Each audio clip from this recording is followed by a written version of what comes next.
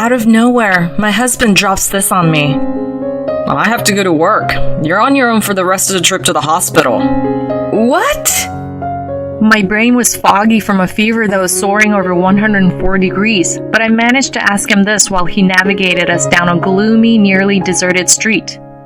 He was halfway through driving me to the hospital because of my fever. I remember his reluctance when I first asked him to drive me. He had this sour look on his face. But it was him who canceled the ambulance I had called, grumbling, "Don't bother them for just a fever." As I was mulling over this, I noticed he had already pulled over. He got out and swung the passenger door open. Was he seriously going to drag me out? I held on for dear life to the passenger seat with my feeble hands, but it was to no avail. He yanked me out of the car and dumped me on the sidewalk.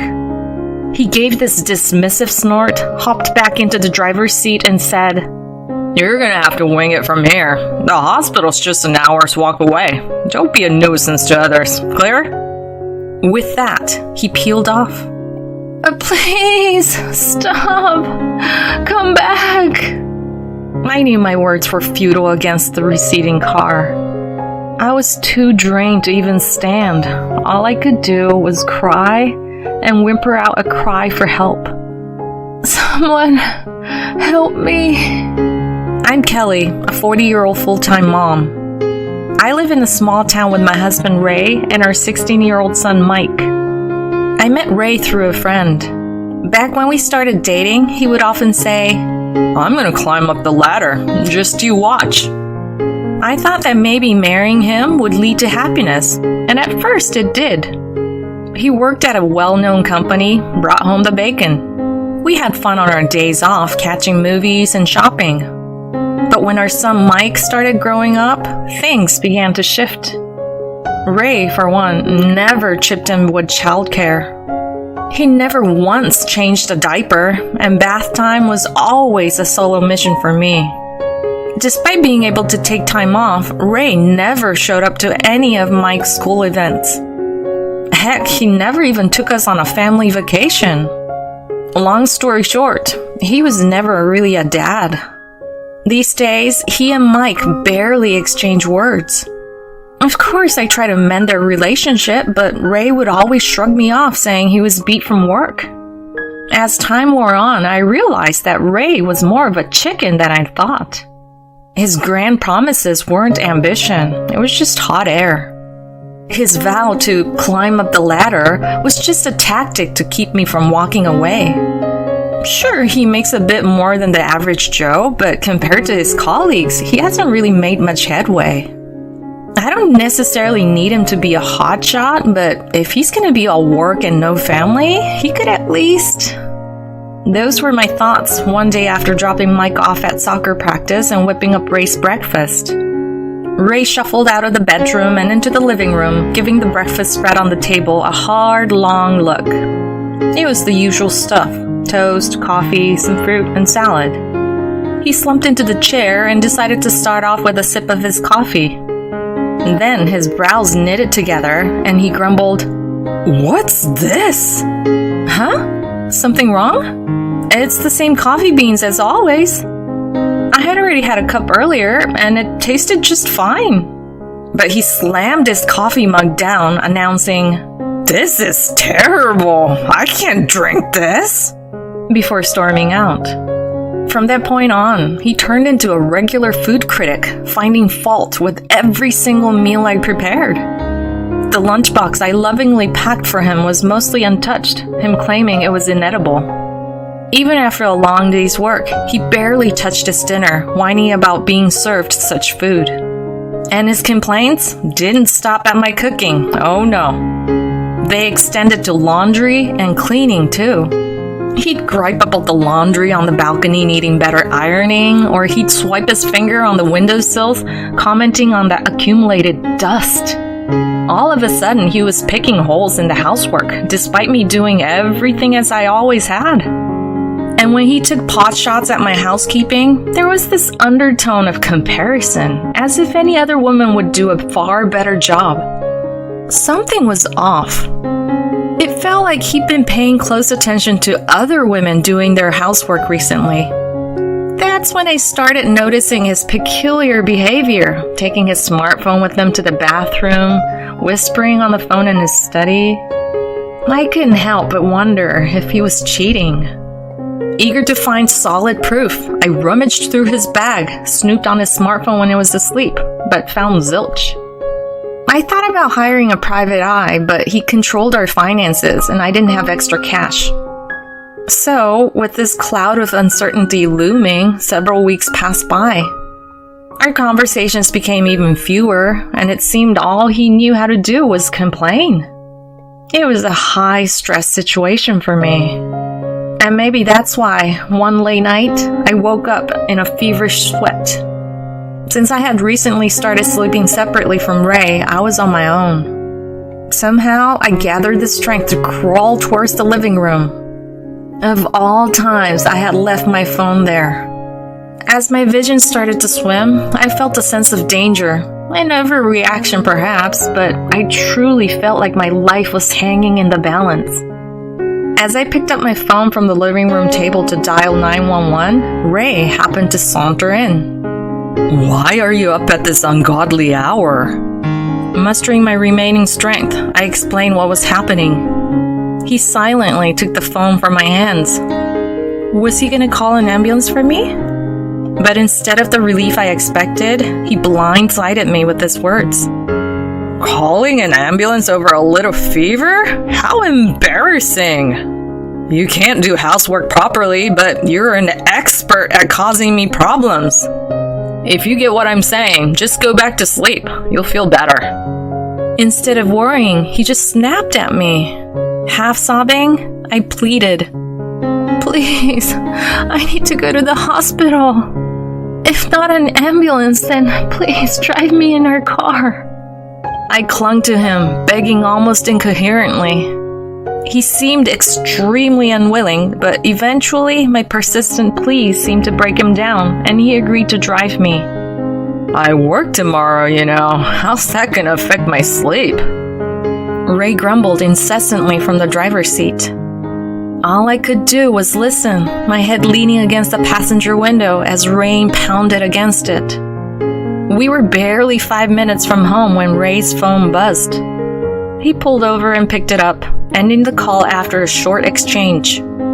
I have to go to work. You're on your own for the rest of the trip to the hospital. What? Work? At this time of night? My surprise caused him to flare up. You doubting me?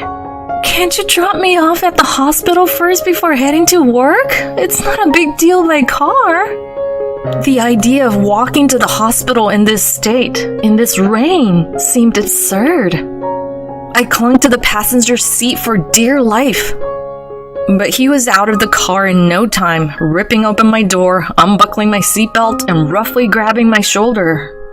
Get out, quick! He practically hurled me out of the car with those words. My knees and palms scraped against the ground.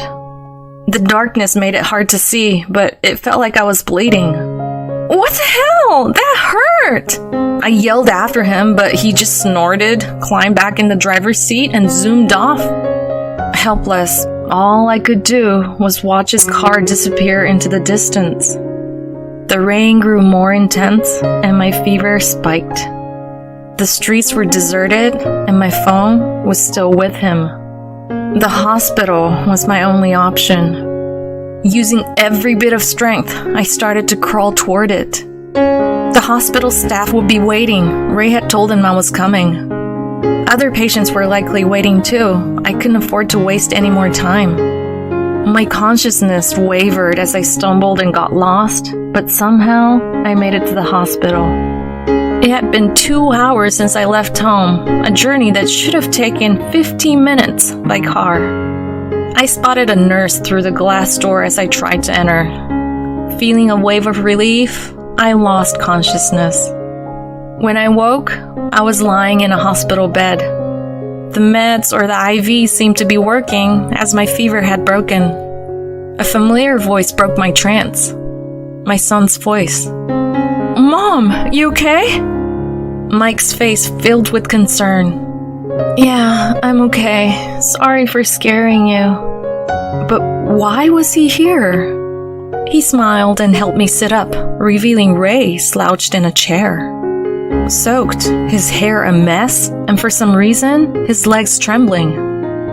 What the heck had happened while I was out? Dad, you owe Mom an apology, Mike said seriously. Startled, Ray looked up. His face was gaunt, dark circles under his eyes. I'm sorry, he murmured. Mike wasn't exactly pleased, but he turned back to me and began recounting what had happened. After dumping me from the car, Ray had apparently headed back home. Mike had been awake, sensing something was off, and noticed my absence. When Ray came home, Mike asked him point blank where I was. Ray, as slippery as ever, tried to weasel out of the question. But Mike, stubborn as a mule, kept pressing him until Ray finally caved and admitted that he'd left me out in the rain. Mike's a big guy, much more so than his timid dad, so you bet Ray was feeling rattled. While they were going at it, the hospital I'd called and confirmed I was okay. Mike proposed that they head over to see me, but Ray brushed him off with the old, "I've got to work tomorrow" excuse. That's when Mike lost it. He got right up in his dad's face saying, "You're walking your ass to the hospital too." Ray, scared by his son's tirade, ended up jogging all the way here in the pouring rain, all while being monitored by Mike on his bike. Talk about a workout, especially for Ray, who usually commutes by car and avoids exercise like the plague. It explains why he looks like he's been through the ringer. After telling me all this, Mike turned to me with a serious look and said, "Mom, you need to dump this guy pronto." I was shocked. Not because I didn't want a divorce, but because I couldn't believe what I made my son say. All I could do was grab his hand and apologize. After that, Ray and I were on ice for a while. I wanted a divorce, but money was a snag. As a stay-at-home mom, I wasn't sure if I could support Mike properly if I left Ray. I can't help but wonder what was going through Ray's head. Fast forward a few weeks after I got really sick, I got a call on the landline. Hello? You're Ray's wife, right? My name's Adriana. I work with him. Yes, I am. What can I do for you? Adriana told me. Ray and I are in love. Would you mind stepping aside? She'd been having an affair with my husband. I knew my suspicions of his cheating weren't unfounded. If I could divorce, I would, I blurted out, and I meant it. If she wants that jerk, she can have him. Bracing myself for a tongue lashing, I gripped the phone tightly. But she just sounded thrilled and said, "Really? That makes things easier. I've got a good job, so I can handle the alimony. Give me your email and I'll send you plenty of evidence of the affair with Ray. Use it to pressure him into a divorce." I was floored by the offer, but I snapped back to reality fast. This was an opportunity I couldn't afford to miss. I gave her my email, and in no time, my inbox was filled with enough evidence to sink a ship. Cozy selfies of them, screenshots of their meetup messages, you name it. That night, after making sure Mike was asleep, I cornered Ray, who was having a drink. "Hey, we need to talk." He barely glanced at me, muttering, "What?" I was so ticked off, I turned off the TV and slammed the table. That sure got his attention. A ticked off Ray finally looked at me. I plonked the documents in front of him, divorce papers. His eyes nearly popped out of his head. "We're getting a divorce. Seems like you found yourself another woman who's a big shot at work and a whiz in the kitchen." "What? What are you blabbering about? Are you accusing me of having an affair? If so, then prove it." His cocky attitude hinted at a confidence in having covered his tracks well. I wasn't about to let that slide, so I served up all the evidence that Adriana had given me. His self-assured grin vanished instantly, replaced by a face on the brink of tears. "Why do you have this? I thought I cleared all that away." Come on, a divorce is a public humiliation. Doesn't Mike need his dad? And don't you need the money? So it turned out Ray was more worried about people gossiping about him having an affair and getting divorced. Talk about selfish. I couldn't care less about being embarrassed, and Mike doesn't need a dad like you. You've hardly acted like a father till now, so don't start pretending. If you truly care about Mike, you'll cough up more than enough child support. When he finally registered my unwavering intent to divorce him, he crumpled, sobbing into his hands. This wasn't supposed to happen. Fast forward 6 months, and Ray and I finally made our divorce official. I staked a claim for a share of the property, damages for infidelity, and child support for Mike. I even hit his mistress with a claim for damages for adultery. All were paid in one big chunk, so I had no worries about getting by for the time being. I thought moving Mike to a new school would be too much, so we shifted to an apartment nearby and are now making do, relying on each other. Word on the street is that Ray and Adriana have started shacking up. But they're both swamped with work and are constantly at each other's throats over household chores. It looks like she was only putting in the hard yards with housework to woo Ray away from me. Now that she's got him, she's probably okay with showing her true colors. To top it all off, they both got the boot for sullying the name of their big company when the word of their affair got out. Both are now strapped for cash after paying off all those damage claims in one go, but that's not my problem anymore. Since the divorce, my son has been growing happier by the day and has thrown himself into his club activities. Watching him excitedly talk about getting to play as a regular in his next game, I couldn't help but feel in my heart of hearts that I'd made the right choice.